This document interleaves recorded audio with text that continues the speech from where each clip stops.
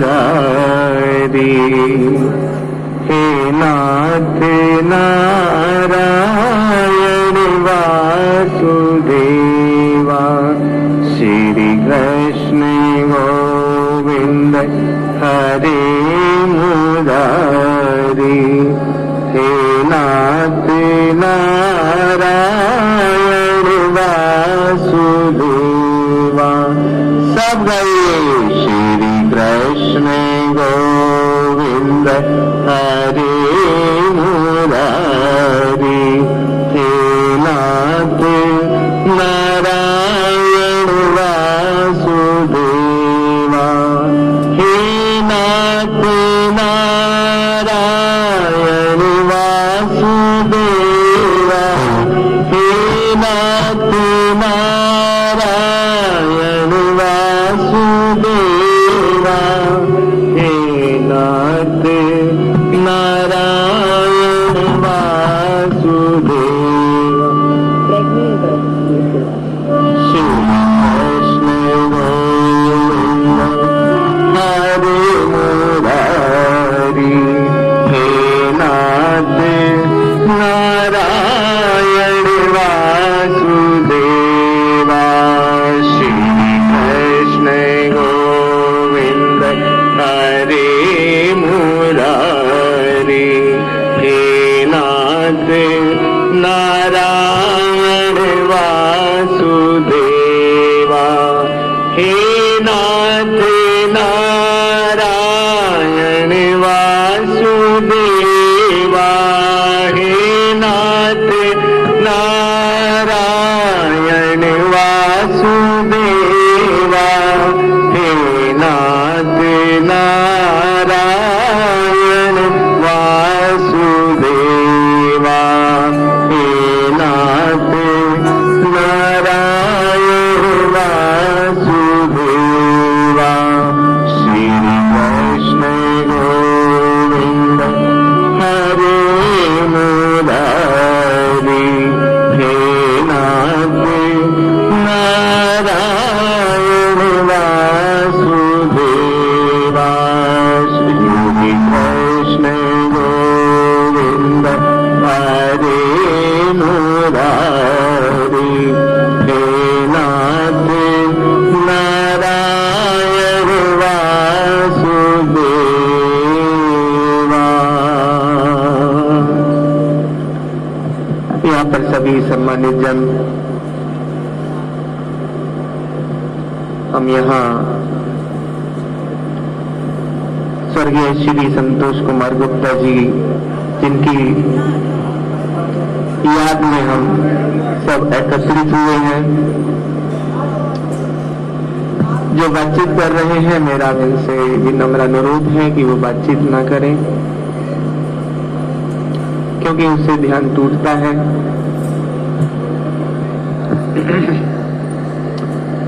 मनुष्य की आदत है कि वह मृत्यु के ख्याल को दूर करता रहता है, क्योंकि वह इसका मुकाबला नहीं कर सकता। उसके बस की बात हो तो वह सदा जीवित रहे, परंतु यह संभव नहीं है। मृत्यु हमारी आंखों के सामने ताक रही है और हम आंखें बंद करके यह समझने लगते हैं कि मौत नहीं आएगी। यदि भोज के समय कोई मृत्यु का नाम ले तो इसे अशुभ समझा जाता है, जबकि हम जो भी कदम उठाते हैं वह हमें मृत्यु की तरफ ले जाता है। हमारा एक एक क्षण हमें मृत्यु के समीप ले जा रहा है। यदि दिल्ली से मद्रास जाने के लिए रेलगाड़ी का टिकट लेकर हम गाड़ी में बैठ जाएं, तो भले ही हम बैठे रहें, गाड़ी चलती ही जाएगी और हमें मद्रास पहुंचा ही देगी। इसी प्रकार जब हम पैदा होते हैं तो हम मृत्यु का टिकट ले लेते हैं। अब हम इसका ख्याल करें या ना करें, यह जीवन रूपी गाड़ी हमें मृत्यु तक ले ही जाएगी। दूसरी सभी बातें अनिश्चित हो सकती हैं, परंतु मृत्यु निश्चित है। फिर आश्चर्य तो यह है कि सब जानते हुए भी मानव इतना बेपरवाह क्यों हो जाता है।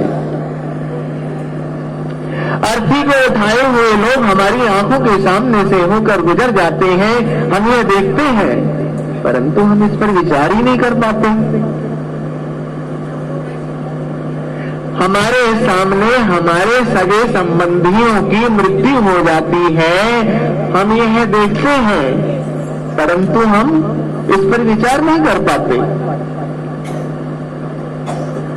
एक सिंह एक मृग का पीछा करता है, मृग भयभीत होकर भागता है, परंतु शीघ्र ही थक जाता है, उसकी शक्ति उसका साथ नहीं दे पाती, परंतु सिंह उसका पीछा करना नहीं छोड़ता। बेचारे मृग की दशा सोचनीय हो जाती है, वह आंखें बंद करके बेबस होकर खड़ा हो जाता है, मानो सिंह को कह रहा हो कि आओ और मुझे खा लो। यही हालत तो मनुष्य की है, वह मृत्यु से डरता है, और फिर मृत्यु तो इतनी बलवान है कि उसे दबोच ही लेती है। जब मृत्यु आती है तो मनुष्य की दशा उस मूर्ख विद्यार्थी के समान होती है, जो अपनी लेखनी को स्याही में डुबोकर बाहर निकालता तो है, परंतु कुछ लिख नहीं पाता। समय ही नहीं रहा लिखने का, तो लिखे कैसे?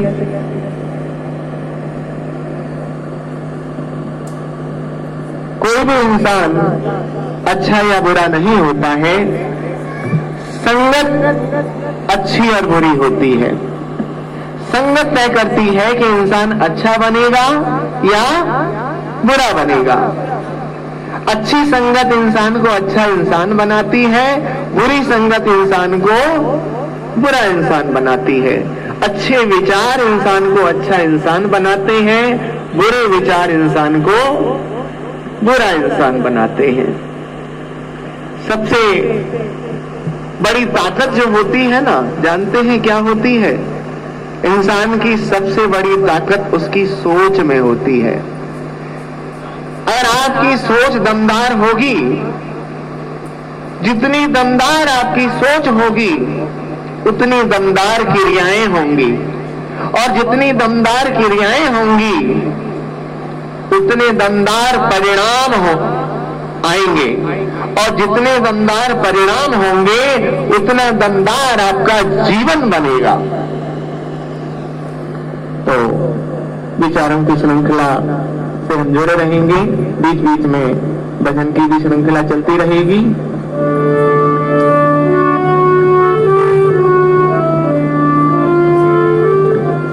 वो दिल कहाँ से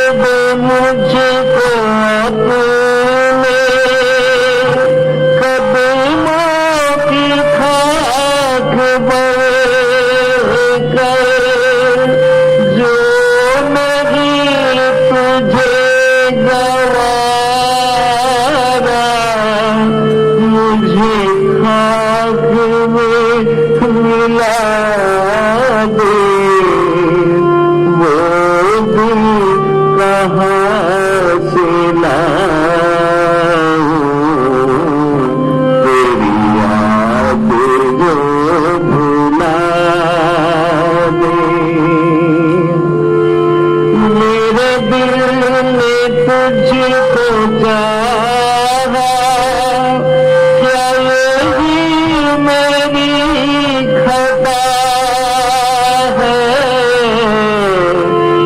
मेरे दिल ने तुझको चाहा, क्या यही मेरी खता है?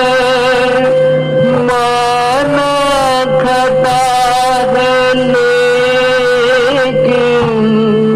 ऐसी तो ना सजा दे, वो दिल कहाँ से लाऊं, तेरी याद जो भुला दे। मुझे याद आने वाले कोई रास्ता बता दे, वो दिल कहाँ से लाऊं, तेरी याद जो भुला दे। तो क्या विचार चल रहा था कि कोई भी इंसान अच्छा बुरा नहीं होता है, संगत अच्छी बुरी होती है, विचार अच्छे और बुरे होते हैं, और सारे फसाद की जड़ ये मन है। मन मन मन ही आपका दोस्त है और मन ही आपका दुश्मन भी है। अगर आपका ये मन आपके कंट्रोल में है तो ये मन आपका दोस्त बन जाएगा, और अगर आपका ये मन आपके कंट्रोल में नहीं है तो यही मन आपका दुश्मन बन जाएगा। मन को आपने अच्छी जगह लगाया तो यही मन आपका दोस्त बन जाएगा, मन को आपने गलत जगह लगा दिया तो यही मन आपका दुश्मन बन जाएगा। सीधा सा सूत्र है। भगवान ने इन आंखों को भी बड़ा अजीब बनाया है साहब। जब ये खुलती है तो दुनिया इन्हें रुलाती है, और जब ये बंद हो जाती है तो ये दुनिया को रुलाती है। जिंदा थे तो किसी ने पास भी बिठाया नहीं, अब खुद मेरे चारों ओर बैठे जा रहे हैं। पहले किसी ने मेरा हाल तक न पूछा, अब सभी आंसू बहाए जा रहे हैं। एक वक्त का खाना नहीं खिलाया, अब देसी घी मेरे मुंह में डाले जा रहे हैं।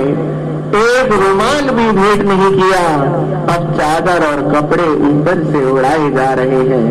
सबको पता है कि चादर और कपड़े इसके काम के नहीं, मगर फिर भी बेचारे दुनियादारी निभाए जा रहे हैं। एक कदम भी साथ चल न सका कोई, अब फूलों से सजाकर कंधों पर उठाए जा रहे हैं। आज पता चला कि मौत जिंदगी से कितनी बेहतर है, हम तो बेवजह ही जिंदगी की चाहत किए जा रहे हैं। जीवन अच्छा बनाएंगे तो अच्छा बनेगा, और जैसा जीवन बनाएंगे वैसा बनेगा। जीवन कैसा है, जैसा बना लो वैसा है। जैसा बना लो वैसा है। अच्छे जब जीवन ज्ञान के साथ, विवेकशीलता के साथ, अच्छी समझ के साथ, अनुभव के साथ जिया जाता है तो परिणाम अच्छे मिलते हैं। और जब जीवन अज्ञानता के साथ, आलस्य के साथ, नासमझी के साथ जिया जाता है तो जीवन में परिणाम बुरे आते हैं। मैं बहुत गहरी गहरी विचारों को आसान बनाकर प्रेषित कर रहा हूं ताकि आप सबकी समझ में आसानी से आ जाए। ज्ञान सभी को होता है। अपने अपने जीवन काल में सभी ने अपने अपने हिस्से के अनुभव लिए बैठे हैं। हर इंसान अपने हिस्से का दुख उसे खुद को ही भोगना होता है। अपने हिस्से का दुख, अपने हिस्से का सुख, अच्छे कर्म से अच्छे परिणाम मिलते हैं, बुरे कर्म से बुरे परिणाम मिलते हैं, ये बात सभी जानते हैं। तो हम जीवन को शुरू से ही ऐसा लेकर चले कि जीवन हमारा सही मार्ग पर चले। अब देखिए, कई लोग सत्संग में जाते हैं, कई लोग सत्संग में जाते हैं, जाना भी चाहिए। सत्संग दवाई है। सत्संग क्या है? दवाई है। जैसे आज के समय में देखा जाता है कि हर तीसरे चौथे व्यक्ति को बीपी की शिकायत है, शुगर की शिकायत, डायबिटीज जिसे कहते हैं हम इंग्लिश में। तो ये प्रॉब्लम काफी लोगों को रहती है। तो होता क्या है कि जब तक हम दवाई लेते रहेंगे, शुगर कंट्रोल में रहती है, ये जड़ से नहीं जाती है। दवाई लेते रहेंगे और दवाई लेने के साथ साथ जब परहेज करेंगे तब दवाई अपना असर दिखाएगी। परहेज नहीं करेंगे तो दवाई अपना असर नहीं दिखाएगी। तो दवाई लेते रहेंगे, शुगर का रोग कंट्रोल में बना रहेगा। ऐसे ही काम, क्रोध, लोभ, मोह, अहंकार, ये 5 विकार हैं, सब में होते हैं। छोटे बच्चे में नहीं होते, बड़ों में सब में मिलेंगे। तो जिस तरह से शुगर जड़ से नहीं जाती है, दवाई लेते रहेंगे तो शुगर कंट्रोल में रहेगी, साथ में परहेज भी करेंगे। ऐसे ही काम, क्रोध, लोभ, मोह, अहंकार, ये 5 विकार जड़ से नहीं जाते हैं। सत्संग की दवाई आप लेते रहेंगे तो ये कंट्रोल में रहेंगे। और साथ में परहेज किसका करेंगे? जैसे शुगर में हमने दवाई ली तो शुगर कंट्रोल हुई, और परहेज हमने किया मीठे का और टेंशन का। टेंशन से भी शुगर बढ़ती है और मीठा खाने से भी शुगर बढ़ती है। तो परहेज होगा तो दवाई अपना असर दिखाएगी, शुगर कंट्रोल में रहेगी। ऐसे ही सत्संग की दवाई हम लेते रहेंगे तो काम, क्रोध, लोभ, मोह, अहंकार, ये 5 विकार कंट्रोल में रहेंगे। और परहेज किस चीज का करेंगे? कुसंग का। कुसंग का परहेज करना है, सत्संग की दवाई लेनी है, तब ये काम, क्रोध, लोभ, मोह, अहंकार जैसे विकार कंट्रोल में बने रहेंगे।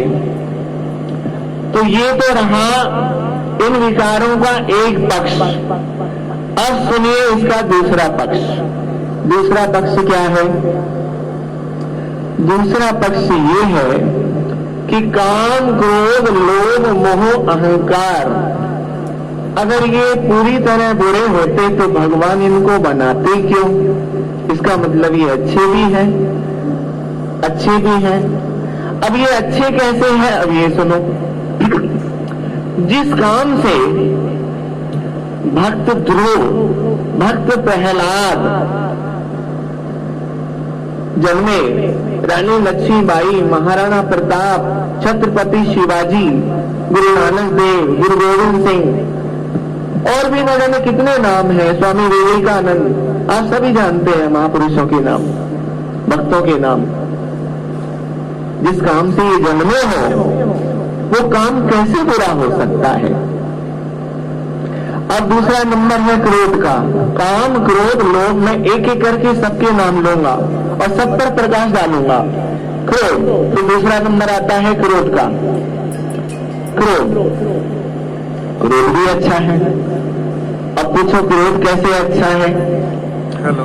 अगर क्रोध को सही समय पर किया जाए और गलत बात पर किया जाए तो क्रोध अच्छा है। बात करो।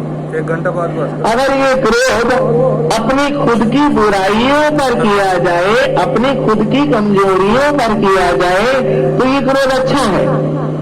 लेकिन होता क्या है, होता क्या है, किसी बच्चे को या बड़े को भी हमने उस व्यक्ति की कमजोरी का आईना उसे दिखा दिया कि भाई हमें तुम्हारे अंदर ये कमजोरी नजर आई है।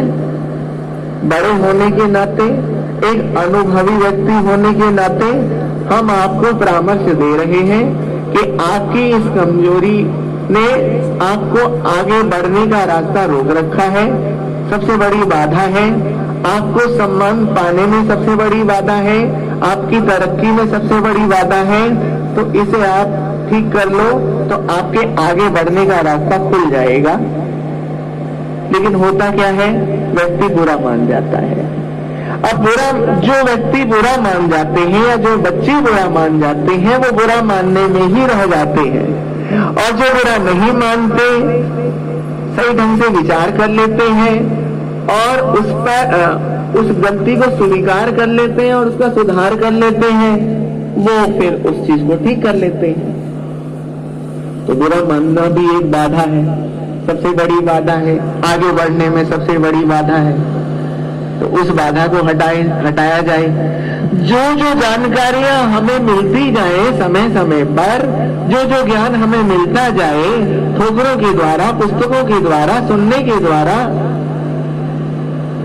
उन मिली हुई जानकारियों को, मिले हुए ज्ञान को, मिले हुए अनुभव को हम अपने जीवन में धारण करते जाए और अपना आगे बढ़ने का रास्ता प्रशस्त करते जाए, खोलते जाए।